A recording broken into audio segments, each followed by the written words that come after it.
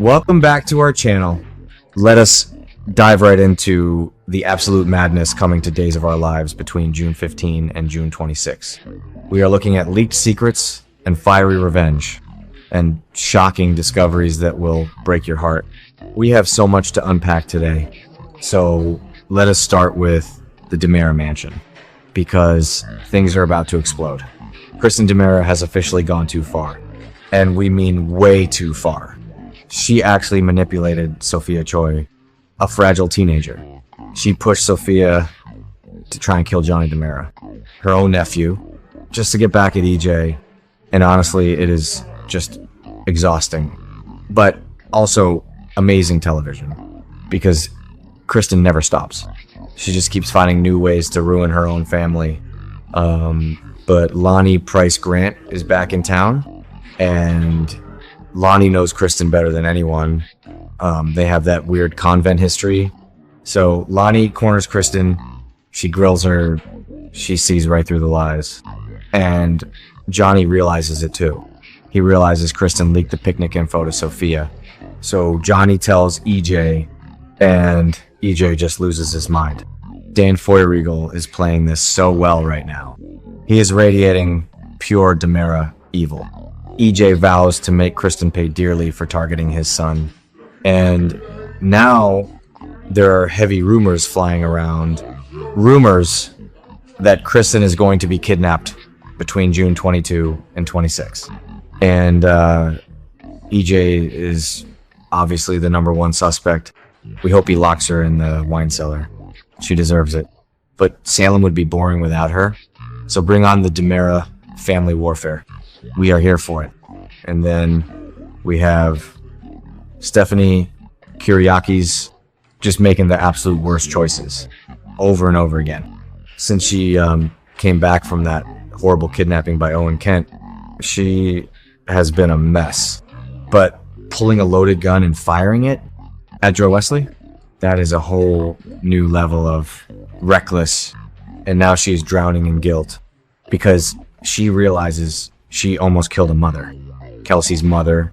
The guilt is completely tearing her apart.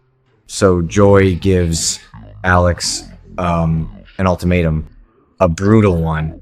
She says she will not press attempted murder charges against Stephanie, but only if Stephanie stays completely away from baby Kelsey. Joy bans her, and honestly, it is the smartest decision anyone has made in Salem in a decade. Joy is protecting her child. Alex is backed into a corner. He has to agree. He tries to talk to Kayla about it, to mediate, but Stephanie finds out. And shockingly, she agrees with Joy. Stephanie knows she is a danger right now. She knows her PTSD is out of control. So she accepts the ban, and we just have to say, good. She needs to face the consequences of her actions. She cannot just shoot a gun in an apartment and walk away. But let us switch gears to something a little more nostalgic. The chess set, Marlena's chess set from Stefano.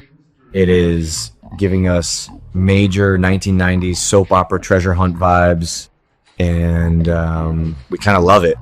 Belle Black and Chad DiMera are teaming up. They are investigating this missing pawn piece, and then Theo Carver gets involved.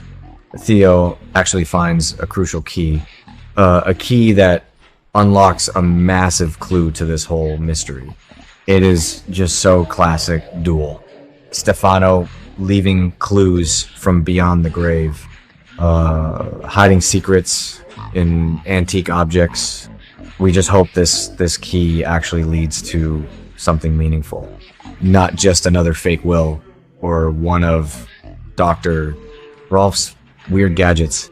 And seeing Chad and Belle work together is great. They have good chemistry as friends. We really hope the writers keep it friendly. No love triangles, please. They just need to solve this mystery together. And EJ is busy anyway. He is cementing his romantic bond with Kat Green, which is a whole other disaster waiting to happen. So now we need to talk about the Horton Cabin, because the teenagers of Salem never learn. Never. Holly Jonas is at the cabin with Tate Black and Ariana Horton and Aaron Green, just trying to have a fun getaway. But then disaster strikes. Holly suddenly collapses. A massive medical emergency right there in the rustic cabin, and Tate is panicking. Ari is freaking out. Aaron does not know what to do. And it is so obvious what is happening here. The tainted drug storyline. The same bad drugs that killed Sarah Horton's patient Destiny. Holly probably took something she should never have touched. It is just so frustrating.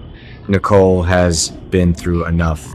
And now Holly is repeating history, doing the exact same foolish things.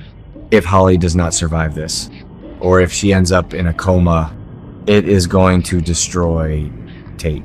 He always tries to be the good guy, but he constantly gets dragged down by Holly's mess. And speaking of messes, Gabi Hernandez, what is she doing? Why can she not stop meddling in her daughter's life?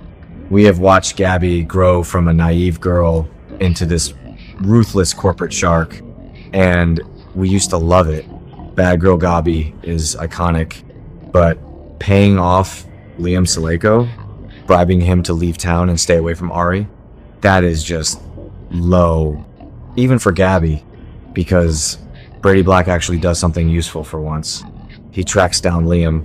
He is investigating the drug ring, and this brings Liam right back into Ari's orbit. So Ari confronts Liam. She demands to know why he ghosted her, why he left Salem so suddenly. And the ugly truth comes out. Liam confesses that Gabi paid him off, and Ari is going to explode. She has Will Horton and Gabi Hernandez blood in her veins. Her anger is going to be epic. This is going to completely shatter their mother-daughter relationship. Gabi forgets how much it hurt when people manipulated her life. When people kept her away from the people she loved. Now she is doing the exact same thing to her own flesh and blood. It is a cycle of toxicity. Gabi is going to be so isolated, but the sweet part is Ari forgives Liam because she realizes he was just manipulated. He was a victim of Gabi's control issues, and they share this really sweet, healing kiss.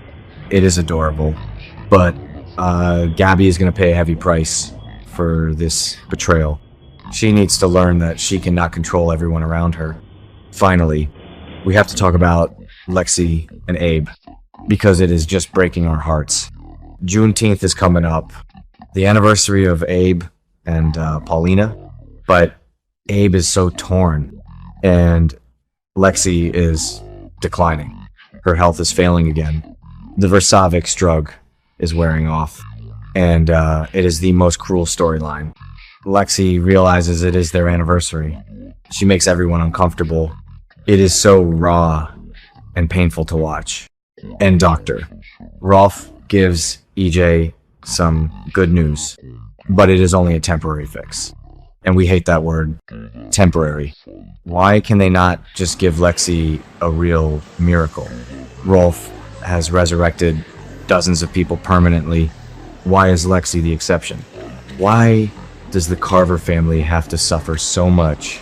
It is suffocating. We love Abe and Theo. They do not deserve this endless cycle of grief. It just feels like the writers are playing with our emotions for no reason. They bring Lexi back after all these years just to take her away again. It is brutal. And Abe Carver has already lost her once. Watching him go through this a second time is going to be pure agony. We just want them to be happy. But this is Salem. Happiness does not last. So yeah, that is what is happening. A complete roller coaster of emotions. We are furious. We are crying. We are stressed out. But we will be watching every single episode because that is what we do. Salem is our guilty pleasure. The chaos is the main course. And we are eating it up. Let us know what you think about Kristen's fate or Gabi's terrible parenting. We need to know we are not alone in this frustration. Drop a comment below. We will see you next time.